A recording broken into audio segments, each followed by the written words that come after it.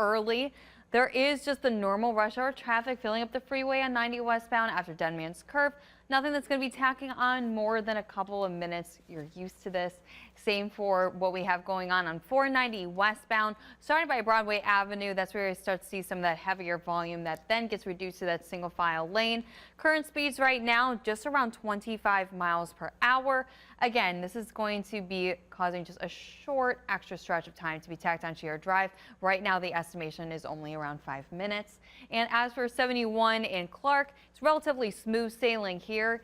And that same goes for the Jennings Freeway. If you're going to be heading northbound towards 71, we have the usual rush hour volume filling up the freeway, but speeds just around 40 miles per hour for both of those areas.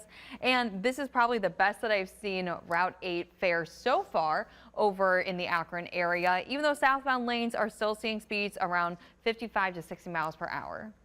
Nice just to know what it's like. Anyway, I want to bring you to the Akron area where there's a crash that's being cleared, and it's on the ramp from 76 westbound to 77 southbound. Now, they just reopened this, but you can still see the flashing lights of first responders that are still lingering on the left shoulder of that ramp. Again, that's the ramp from 76 west to 77 south. And you can see that traffic is a bit slower than usual, as it should be, getting around those first responders because there's no lane for you to move over to, so you could adhere to that move over law. So in cases like this, you have to move as slowly and safely as you can around those first responders. I can't state the importance of that enough.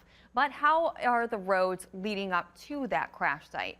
So far, you're going to be tapping the brakes a little further away from that intersection, just around a mile's worth, but within that mile-long stretch, you will be seeing speeds that are slower than 10 miles per hour and start to tap the brakes where you can see at 76 and South Arlington Street.